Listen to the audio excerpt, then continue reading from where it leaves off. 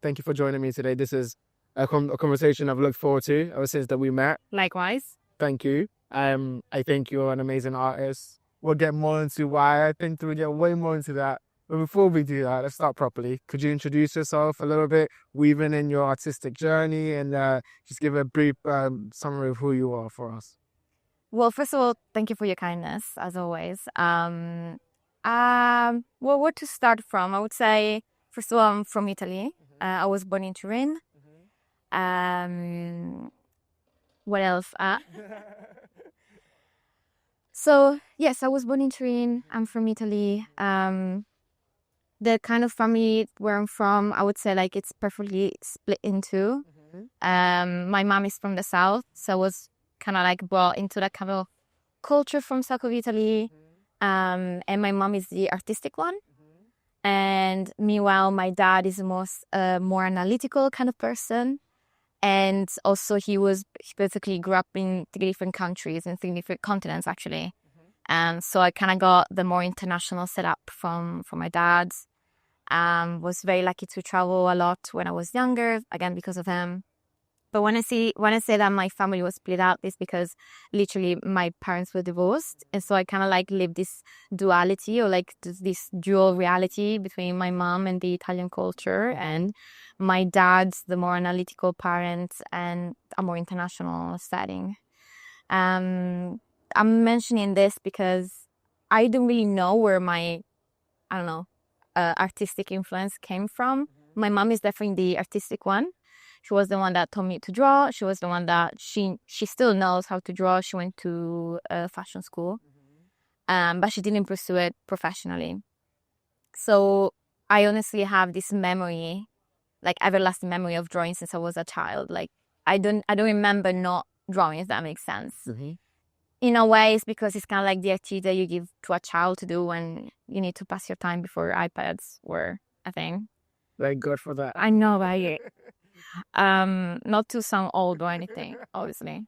But yeah, that was the activity that you do after school, or when like I have this memory of my mom cooking in the background and me painting all doors or whatever.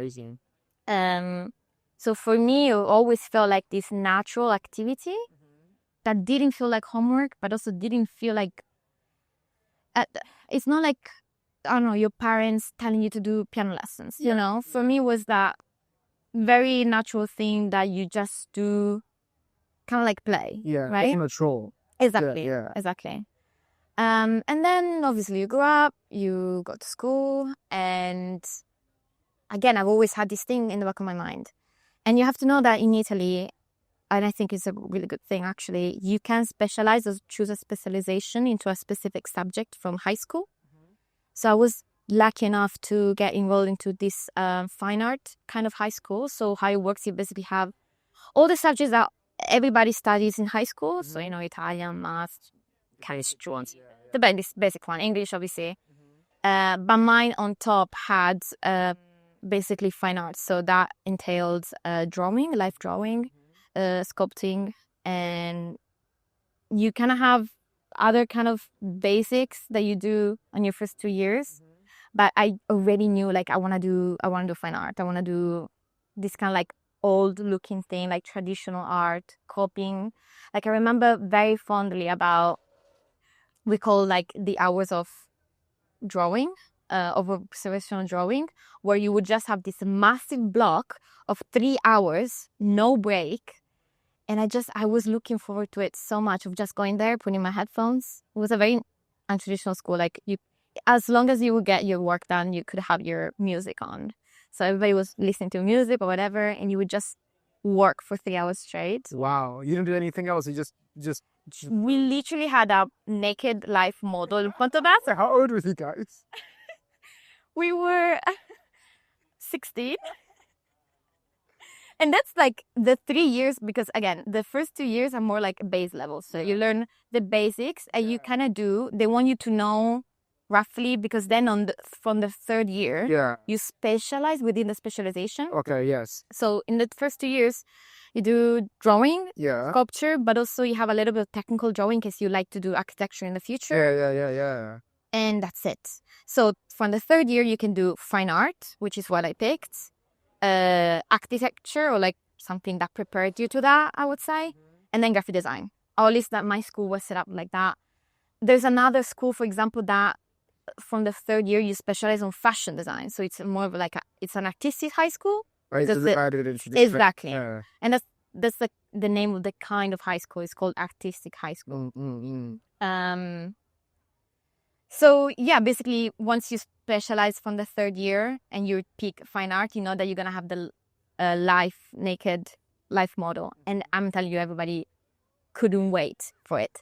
Not because of the naked element, but because for us, and I think still now it's pretty much like people pay money to go to life drawing classes here in London, especially. Because having a life subject in front of you, it's so special. Like you want to do so well. It feels like, you know, you're actually paying homage to the craft and the model.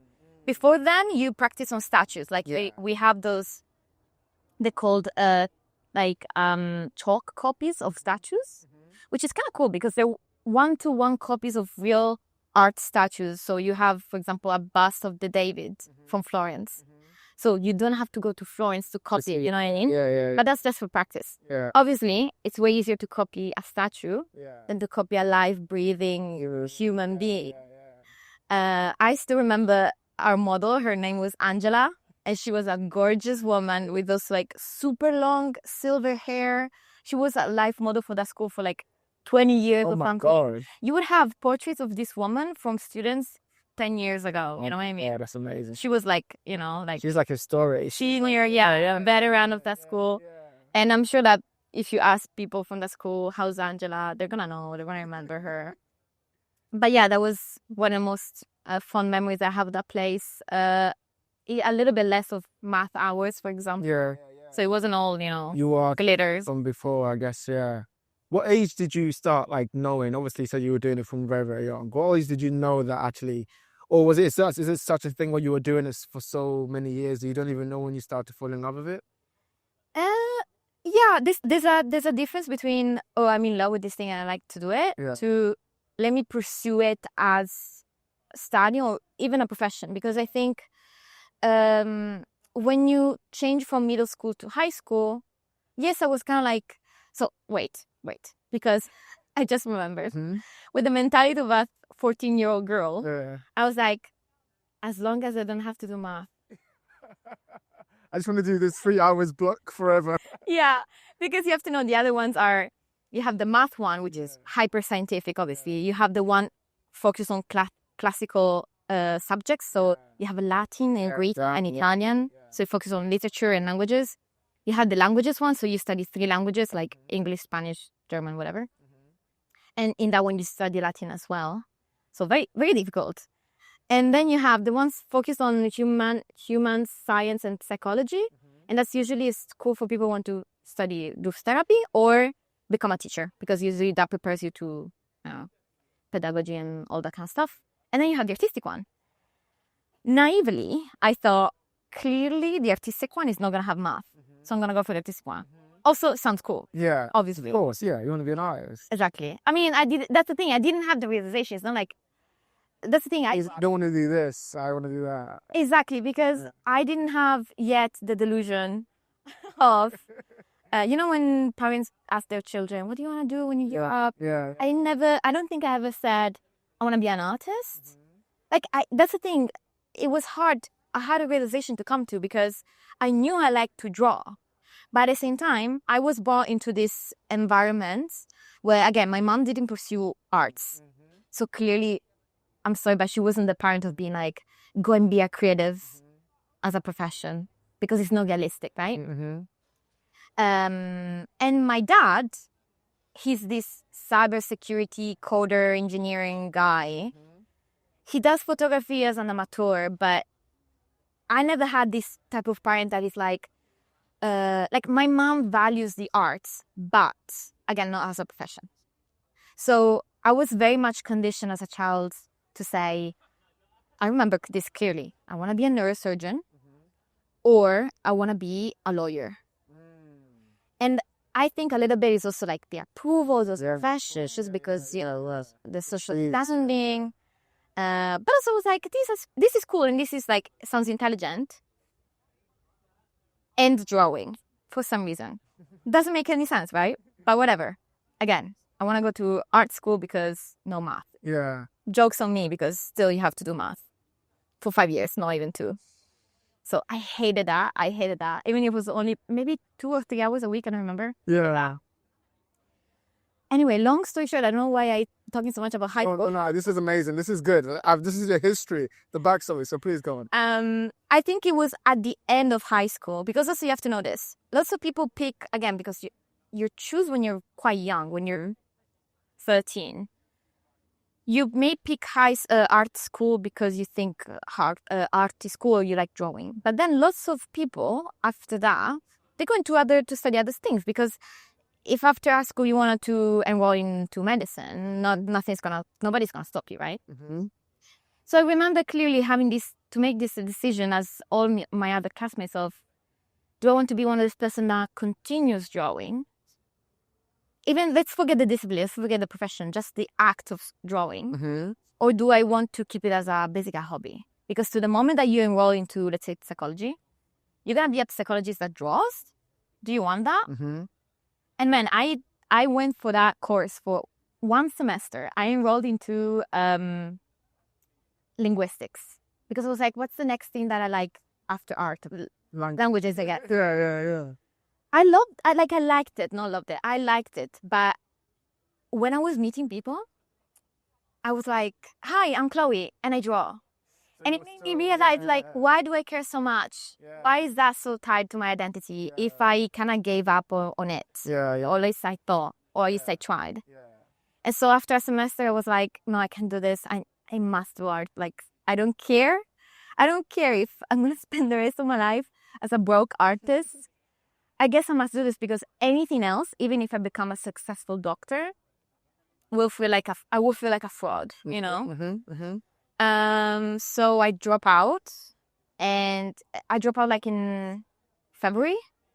I have this very intense, period of confusion. And this is where my cousin comes into play. My cousin from my dad's side, so from an international family of mine. She's the cousin that lives in London and has been living in London even back then. And so she comes to Trin one day and she's like, Chloe, I think you should come to London. And she was the only one that was seeing me scribbling in my diary as a pastime, as a joke, or my homework, as something to cultivate. Because again, as an adult, or like as a point of reference, I had nobody in my family that was seeing the potential of that. Mm-hmm.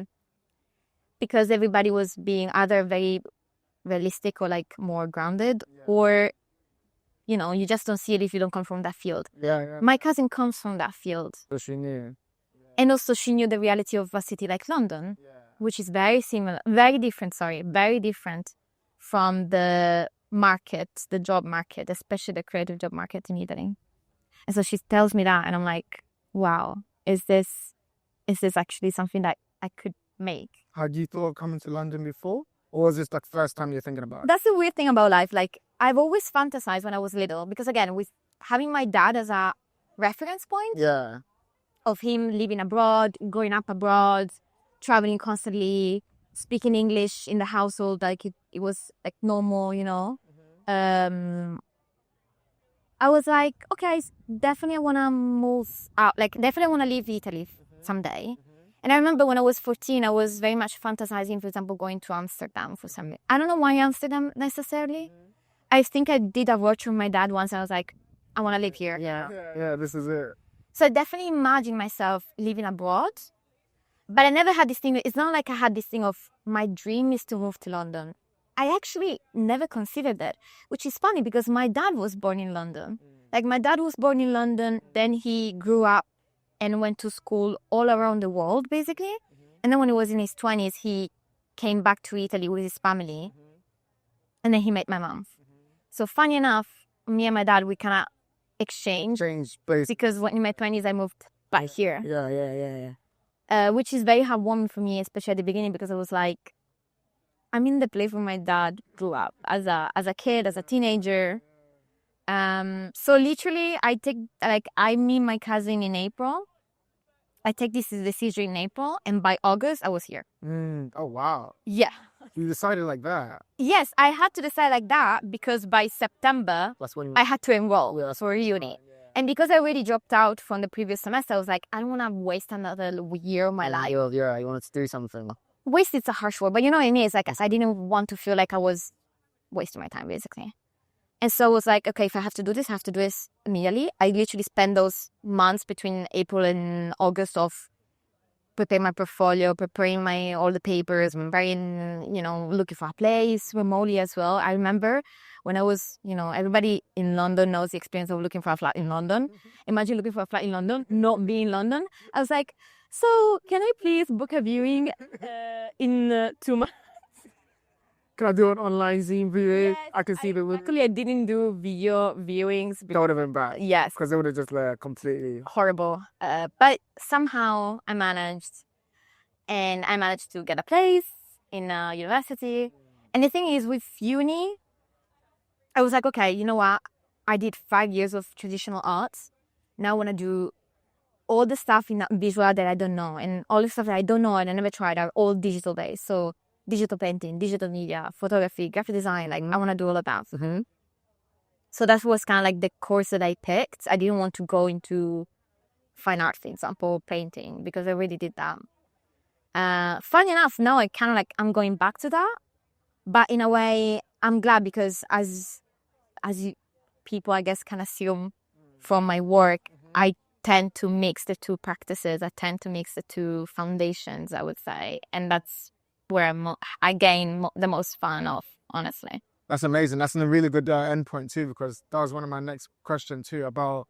So first off, thank you for that. That was an amazing through line into your history. Yes, sorry. There's so much more, I know. You could have went on so much more, but you did very well to keep it as succinct, but also as broad as you can. Because I think it gives us a very good broad general view on how you got here and how your love of art was started very young, but it was something that you just kind of did. So it became kind of a thing. But that moment you decided where your cousin was like, okay, do you want to move to London? That must have been a pivotal moment.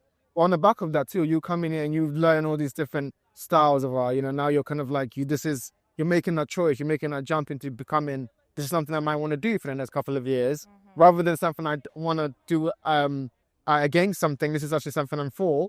Talk to me about those two different. So in art itself, you said you talked about art, you talked about oil painting and learning digital painting. So that's something I'm almost learning too, the differences. The difference between digital painting and oil painting, obviously, right? I see more digital painting now because of the social media and the era that we live in. But also, I love oil paintings, going to museums and stuff like that. What's it like for you? What's your experience? What's your development and your history with those two different types? And on the follow-up question to that, how do you think going ahead in the future, the industry is going to turn? Is it turning more towards digital painting? Or do you think oil painting is still the foundation of painting itself?